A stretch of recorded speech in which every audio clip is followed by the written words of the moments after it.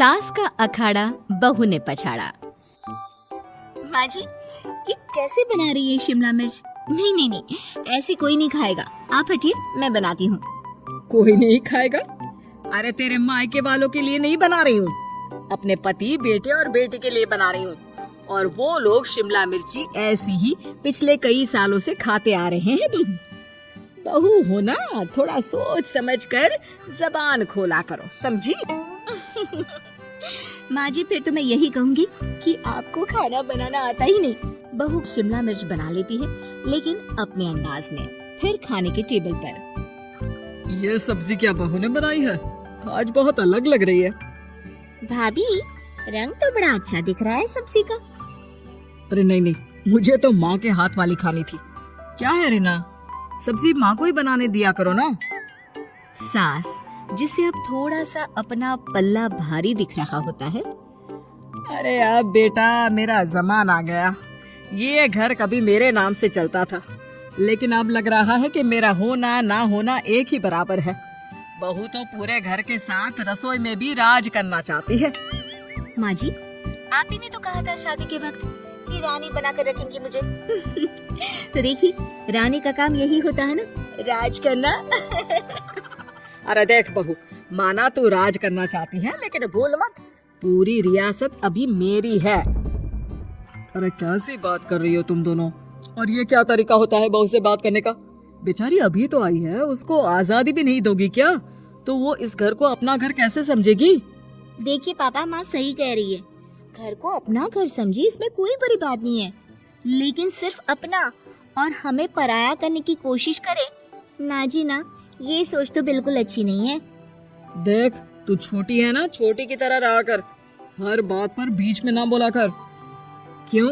वो मेरी बेटी है तो मेरे तरफ से ही बोलेगी ना। माँ जी, ये तरफ क्या होता है? हाँ, वो मेरी बहन नहीं है क्या?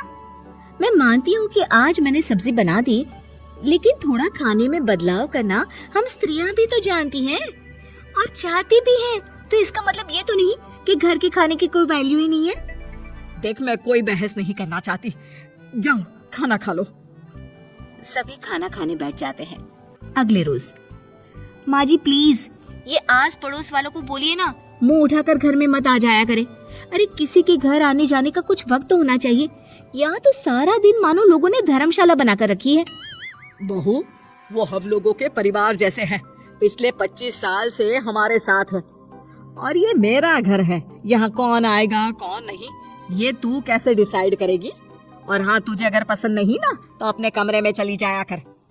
वो लोग बात ही कर रहे होते हैं कि पड़ोसन आ जाती है।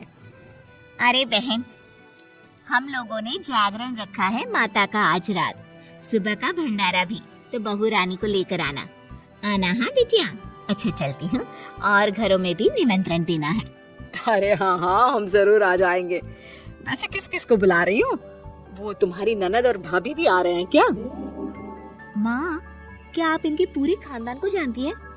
अरे भाभी ने ही तो मेरी ननद की शादी की पूरी तैयारियां कराई थी, और मेरे मायके में भी पापा की मौत के बाद वहाँ रहकर इन्होंने ही मुझे संभाला था। इतना तो कोई किसी के लिए नहीं करता। अच्छा, मैं ना फल दे जाऊंगी, काट देना भाभी, मैं दूसरे काम पूरे कर लूंगी। मेरी तो तबीयत खराब है माँ जी, आप ही काट देना सारे फल। मैं रात का खाना भिजवा दूंगी, परेशान ना होना। हाँ?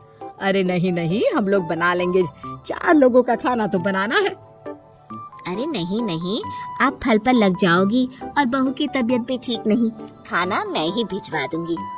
पड़ोसन चली जाती है और सास बहू की तरफ देखती है। देखा, जिसे तू धर्मशाला बोल रही थी, वो कितने अपने हैं। हाँ माँ जी, आप उनका काम कर रही हैं, उनके जागरण का प्रसाद तैयार कर रही हैं, तो वो क्या इतना भी नहीं करेंगे आपके लिए? ओहो, तुझसे बहस क्या करना बहू। तभी बहू की माँ आ जाती है। अरे बहन जी, बेटी से मिलने का मन किया तो बिना बताए ही आ गई, बुरा न मानना। ये मत समझना कि ये मेरा घर नहीं, कोई धर्मशाला है। अच्छा अच्छा, तो ये घर पर आए मेहमानों को घर नहीं, धर्मशाला वाला समझाने वाली आप ही हैं। वैसे आपको खुशी होगी कि आपकी बेटी के संस्कार भी ऐसे ही हैं। अरे माँ, किन बातों को सुन रही हो? आओ अंदर आ जाओ माँ। माँ बेटी के साथ अंदर आती है तो उसे अचार की महक आती है। हाय रे, कितनी अच्छी महक है। क्या बनाया है बहन जी? अचार बनाया है। आपकी बेटी बोल रही थी कि आप लोग कुछ अलग तरीके से बनाते हैं।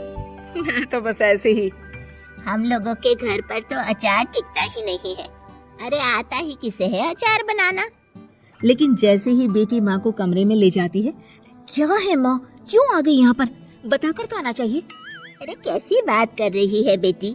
माँ को बेटी से मिलने का मन किया तो क्या माँ नहीं आ सकती? आ सकती है माँ, क्यों नहीं? लेकिन तू ना पूरा खेल बिगाड़ रही है। खेल?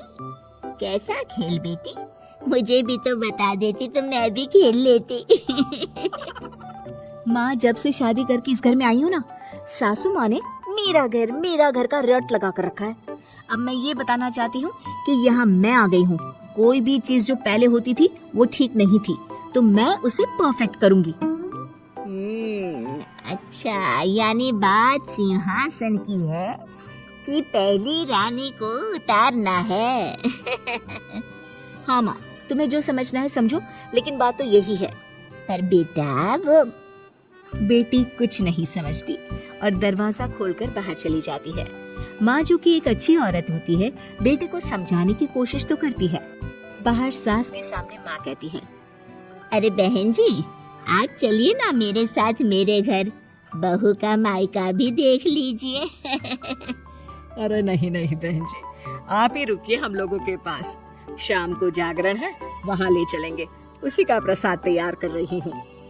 अच्छा, हमें भी तो सिखा दीजिए कैसे तैयार करते हैं। अरे कैसी बात कर रही हो माँ? कितने जागरण करवा चुकी हो तुम? देख बेटी, एक बात गांठ बांध ले। हर बेटी माँ के घर जो होता है वो देखती है, लेकिन सीखती वो सास के पास ही है। सास का संस्कार वो अपनी सास से सीखती है, जो वो अपनी बहू को देती है। तो बेटी, यहाँ के रीति रिवाज, रहन सहन, बोली भाषा अपनी है, जिसे तुझे ना सिर्फ फॉलो करना है बल्कि सीखना भी है। और जहाँ तक सवाल है पूरे घर की रानी बनने का, तो जब तक तेरी सास महारानी है तो रानी ही तो रहेगी। क्यों बेटा? बहू माँ की बात समझ जाती है और सास भी बहू की माँ का मन ही मन शुक्रिया अदा करती है।